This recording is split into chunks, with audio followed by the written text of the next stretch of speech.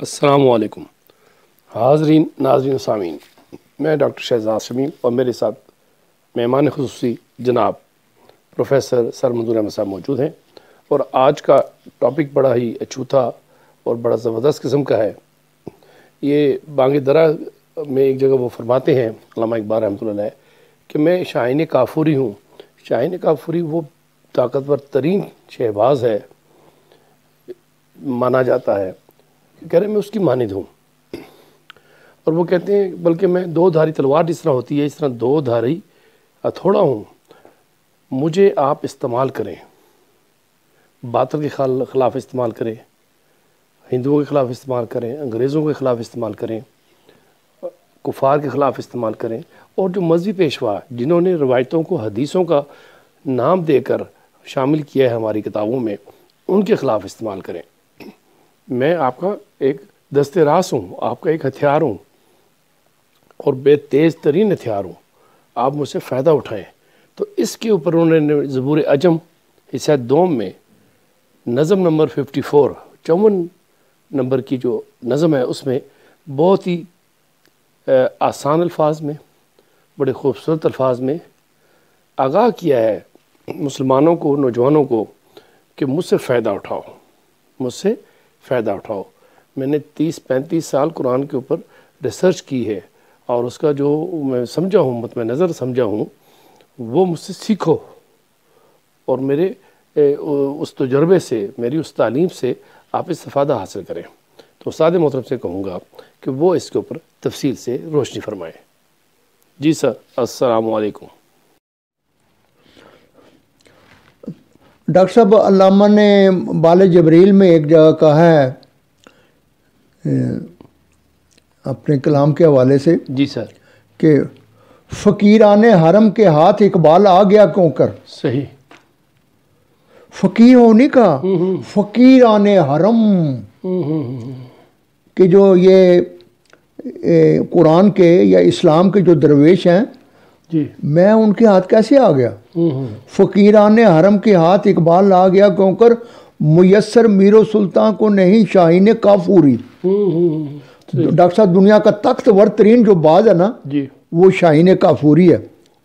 तो अल्लामा ने यहाँ कहा, ओ दरवेशो, मैं तुम्हारे हाथ में क्या हूँ, शाहीन काफूरी हूँ, सही सही, और मुझसे काम लो। क्या बात है, क्या बाज जो है शाहीन झपटता है ना, ऐसे ही है। तो इस ज़बूर अजम में उन्होंने बड़ा इसी अंदाज को बड़े और ही खूबसूरत अंदाज में पेश किया है। जी, दो दस्ता गम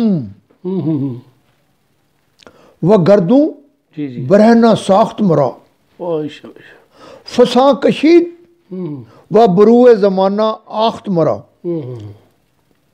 कहते हो मुसलमानों, ओ बातिल के ख़िलाफ़ जहाद करने वालों, ओ कुरान के तालिब इल्मों, जी जी, तुम्हें पता क्या है मैं कौन हूँ।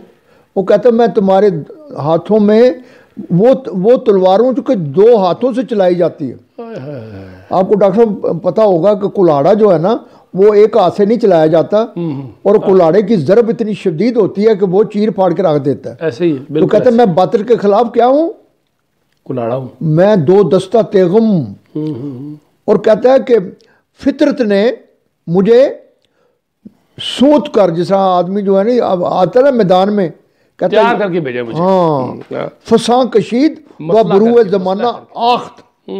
आख्त कहते हैं ना, खड़ा कर देना कि जनाब ना ये मेरी जो है, मेरी केमिस्ट्री है, मेरा कलाम जो है ना वो इस दर्जे का है कि अगर कोई बातिल का मुकाबला करना चाहते हैं तो वो इस तरह ही है कि जिस तरह एक आदमी नंगी तलवार लेकर मैदान में खड़ा हो जाता है। कहता कोई है, सही सही, दो दस्ता तेगम, जी जी जी, व गर्दू, गर्दू कहते हैं अफलाक, व गर्दू बरहना, कहता पूरी कायनात में मेरी ये हैसियत है। फसा कशीद व बरूए ज़माना, कि ऐसी वो तलवार सोच कर आदमी जो खड़ा नहीं हो जाता मुकाबले के लिए, वो मेरी कैफियत है। जान हथेली पे रख के खड़ा हो जाता है। हाँ, मन आ जहान ख्यालम के फितरत अजली, जी जी, जहान बुलबुलो गुल रा शिकस्त व साख्त मरा। कहता है मुसलमानों, आपको पता है कि 20वीं सदी में जो शायरी थी, गमे जाना और गमे दौरा, महबूब की आंखें और जुल्फ़ी, कहता मेरे कलाम में वो चीज़ नहीं है। बिल्कुल फितरत ने कहा है कि नहीं, तूने अब बातिल का मुकाबला करना है। सही सही। कहता कि मेरी शायरी में ये चीज़ें नहीं है। बिल्कुल बिल्कुल ऐसे। मन आ जहान ख्यालम के फितरत अजली, जहान बुलबुल गुलरा शिकस्त। कि ये जो एक वो था ना, वो एक ऐसे ही एक रवायत थी। तो कहता मेरी कुरान की तालीम है, मेरे अंदर वो ये गम जाने और गम दौरान का मसला नहीं है। मैं जवां के पैमाना तो मी रेज़म।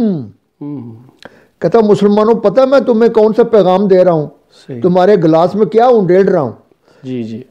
वो ताकतवर मशरूब जो कमज़ोरों को जवान कर दे और बूढ़ों को जवान कर दे, मैं तुम्हारे गिलास में वो यानी दूसरे लफ्ज़ों में कि मैं जो तुम्हारे फ़िक्र पर जो ये आलूदगी लगी हुई है, जी जी, मेरे इस शायरी से वो दूर हो जाएगी। मैं जवां के बेपैमाना तो मी रेज़म, मैं जो तेरे गिलास में या तेरे फ़िक्र में जो मैं उंडेल रहा हूँ। ज़राव के अस्त, राव कहते हैं बर्तन को जी, ज़राव के अस्त के जामो सुबू गुदाख्त मेरा। कहता है ये कुरान है और ये उसी कुरान ने मुझे पिघला दिया और मैं वही मैसेज जो है तुम्हें दे रहा हूँ शायरी में। यानी दूसरे लफ्ज़ों में डॉक्टर साहब इकबाल कह रहे हैं कि मेरा जो पैगाम है वो सरासर कुरान का तर्जमा है। बिल्कुल। नफ्स बसीना गुदाजम के तायरे हरमम, तो वहाँ ज़ा गर्मी आवाज़ मन शराख्त मरा। कहता कि समझने वाला जो है मेरी शायरी से समझ आता है कि मैं कौन सा परिंदा हूँ। क्या बात है, क्या बात है। कि मैं तो हरम का, मैं तो काबे का परिंदा हूँ, मैं तो कुरान का मैसेज देने वाला हूँ। कहता मेरे कलाम से ये चीज़ आशिकारा हो जाती है। क्या बात है। और आखिर में कहते हैं कि तुम बड़े खुश नसीब हो, शिकस्त कश्तिये इदराक मुर्शिदान कोहन।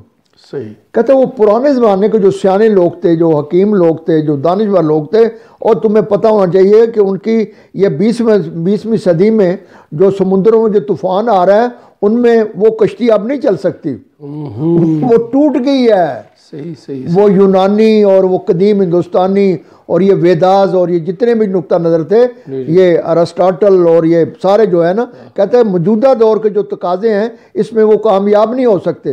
लिहाजा है मुसलमानों, ए बनी नो इंसान, अगर तुम चाहते हो कि कामयाबी से इस समुद्र को पार करें तो आओ मेरे सफीने में बैठ जाओ। क्या बात है, माशाल्लाह, क्या बात है। शिकस्त, और डॉक्टर साहब बहुत बड़ी बात कर गया, शिकस्त कश्तिये इदराक मुर्शिदान कोहन। अदराक कहते हैं फिक्र और अकल। कहते हैं ये पुराने ज़माने के जो मुर्शिद है कौन थे, इनकी जो कश्तियाँ, इसके सफीने जो है ना, ये मौजूदा दौर के जो तकाजे हैं इनमें तुम्हें पार नहीं लगा सकते, तुम्हें पार नहीं करा सकते।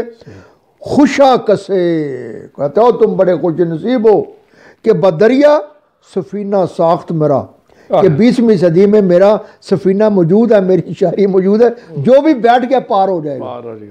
डॉक्टर साहब कितनी बड़ी बात है। बहुत बड़ी बात है सर, बहुत बड़ी बात है, ज़बरदस्त। थैंक यू वेरी मच जी।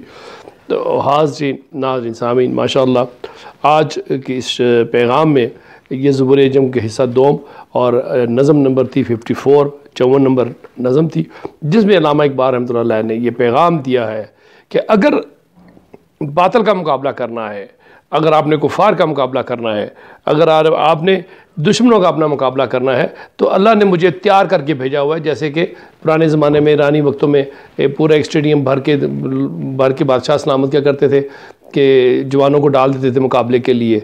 तो एक जो जवान आता था वो बिल्कुल लेस हो के आता था, तलवार जैसे 2 धारी तलवार होती है या कुल्हाड़ा होता है, उस तरीके से तैयार होकर आता, जान हथेली पे रख के मुकाबला करते थे।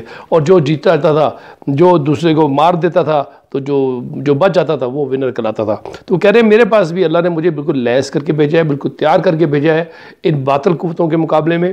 तो आओ मेरे सफ़ीने में बैठ जाओ। और मेरा जो सफ़ीना जो पहले ज़माने में के जो यूनानियों का सफ़ीना था या हिंदुओं का या यहूदियों के जो कलाम थे, वो एक टूटी हुई कश्ती से उसको उन्होंने तशबीह दी है कि वो तो आजकल का जो समुंदर है 20वीं सदी का 21वीं सदी का जो समुंदर है, इसके में वो नहीं चल सकते कि ये थपेड़े बहुत हैं, तलातुम बहुत है आजकल की तूफ़ानों में, पानियों में, समुंदर के पानियों में।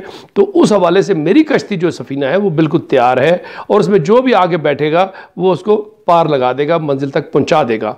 तो ये बहुत बड़ा पैगाम है। और बाबांगे दौल अल्लामा इकबाल रहमतुल्लाह फरमाते हैं कि मुझे अल्लाह ने तैयार करके भेजा है और मैं दो धारी तलवार की मानिंद हूँ, मैं उस मतलब शाहीन के मानिंद हूँ, एक शाहीन काफूरी के मानिंद हूँ जिसका निशाना ख़ता नहीं जाता।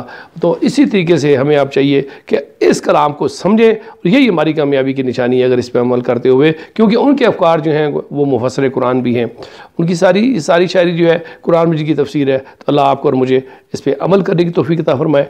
तो पाकिस्तान जिंदाबाद।